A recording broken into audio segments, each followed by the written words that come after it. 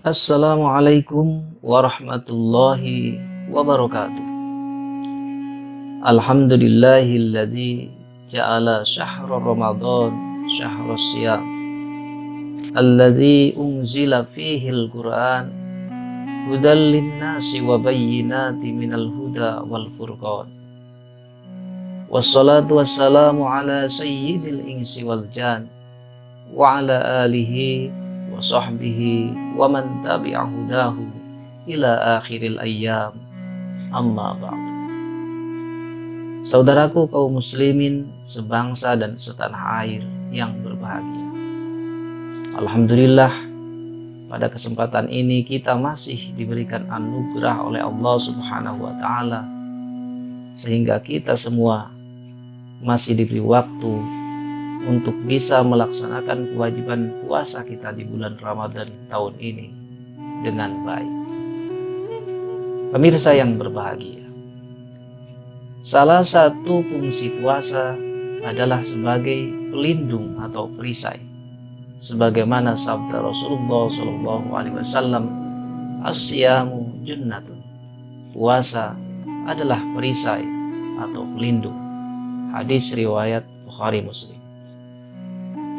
Puasa diyakini bisa menjadi pelindung bagi pelakunya dari keburukan di dunia dan keburukan di akhirat. Sebagai manusia yang beriman, kita diperintahkan untuk menjalani hidup di dunia ini hanya beribadah kepada Allah Subhanahu wa taala. Sebagaimana firman-Nya, "Wa ma khalaqatul jinna wal insa illa liya'budun." Oleh karena itu, apapun profesi kita, apapun pekerjaan kita, dimanapun kita berada, semua lingkup kehidupan kita adalah semata untuk menghambakan diri kepada Allah Subhanahu wa taala, Zat yang Maha Tinggi. Maka apapun yang bisa memalingkan kita dari tujuan hidup kita ini, semuanya tentu harus kita hindari. Saudaraku sebangsa dan setanah air yang berbahagia, tidak dipungkiri bahwa syahwat dan nafsu yang ada pada diri setiap manusia kerap menjadikan kita terjerumus kepada jurang kemaksiatan. Lisan yang seharusnya digunakan untuk berzikir dan berkata yang benar kerap justru menjadi tempat yang membuat orang lain menjadi sedih dan gusar. Mata yang seharusnya digunakan untuk melihat kebaikan seringkali justru fokus pada sesuatu yang diharamkan. Telinga yang sepatutnya untuk mendengarkan kalimat-kalimat tauhid malah terjebak asik menikmati gibahan dan fitnah. Bahkan hati kita yang seharusnya bisa mempersatukan kebaikan di antara manusia kadang justru terpengaruh oleh hasutan setan yang menginginkan perpecahan dan kehancuran. Apalagi hidup di era digital seperti hari ini, di mana ribuan berita datang silih berganti di kamar kita setiap hari, tanpa kita tahu mana berita yang benar dan mana berita yang salah. Menyikapi hal ini tanpa kesadaran diri untuk memilah berita mana yang harus kita percaya dan berita mana yang wajib kita abaikan, pada akhirnya bukan kebaikan yang kita peroleh, bisa jadi justru ruang sosial media kita menjadi tempat penyebaran berita hoaks dan kebohongan, menjadi penyebab kegaduhan di antara teman, menjadi penyebab perceraian di antara suami istri, menjadi penyebab ketidakpatuhan umat kepada ulamanya, bahkan ketidakpatuhan rakyat kepada pemimpinnya.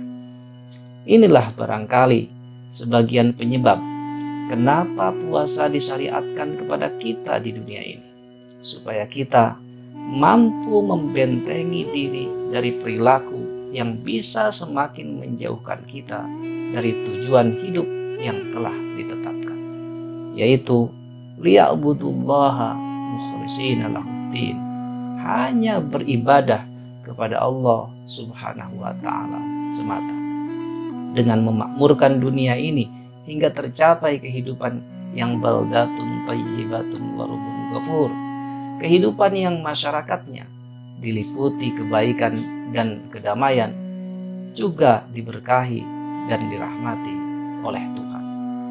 Rasulullah Shallallahu Alaihi Wasallam bersabda, "Wasiyamu junnatun, wa idza kana yaumu saumi ahadikum, fala yarfus wa la yaskhab, fa inna sabahu ahadun aw qatalahu, falyakul inni mru'un shaim." Puasa adalah perisai. Jika salah seorang dari kalian sedang berpuasa, janganlah berkata keji dan berteriak-teriak. Jika ada orang yang mencercanya atau memeranginya, maka ucapkanlah bahwa aku sedang berpuasa. Hadis riwayat Bukhari dan Muslim. Para pemirsa sebangsa dan setanah air rahimakumullah. Fungsi kedua dari amaliyah puasa adalah pelindung kita dari panasnya api neraka. Sebagaimana sabda Rasulullah SAW, "Innamas siyamu junnatun yastajinnu bihal abdu minan nar." Puasa adalah perisai yang dapat melindungi seseorang hamba dari siksa neraka. Hadis riwayat Ahmad.